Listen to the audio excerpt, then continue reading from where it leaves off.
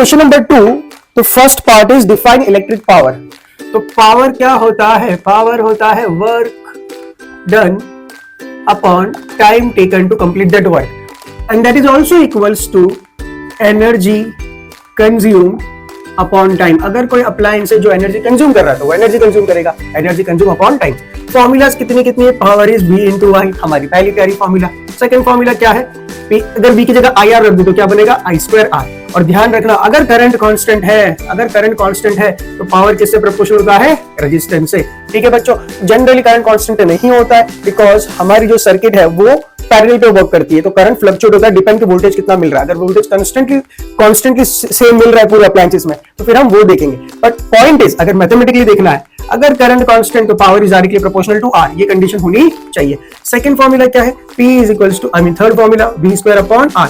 और अगर यहां पर हमारा वोल्टेज अगर कांस्टेंट है तो पावर कैसा है? Inversely proportional to resistance. ये गलती मत करना, ठीक है, ये ध्यान रखना, ये होना चाहिए कंडीशन। देखो सिंपल मैथमेटिक्स, अगर किसी को प्रोपोर्शनलिटी में लाना है तो बाकी चीजों को कांस्टेंट करना पड़ेगा, कांस्टेंट है तभी हम प्रोपोर्शनलिटी लिख सकते हैं। तो ये हो गया पावर। आपको एग्जाम में इतना कुछ डिटेल में लिखने की जरूरत नहीं, आप ये डेफिनेशन लिखोगे बहुत है। सेकंड क्वेश्चन क्या है बेटा?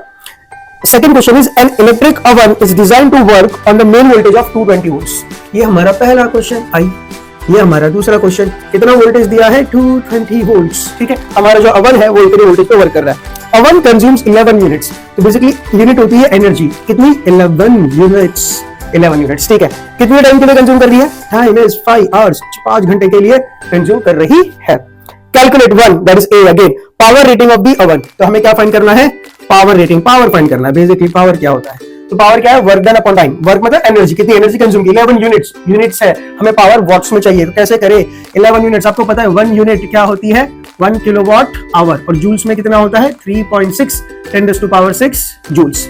ठीक है बच्चों, तो 11 यूनिट कितना हो गया? देखो, power is energy consume upon time, तो work done upon time. What is energy consume? 11 units कितना है? 1 किलोवाट आवर। 1 किलोवाट आवर कितना है? 3.6 10⁻⁶ joules. Unit is very very important. Time कितना है? 5 आवर्स।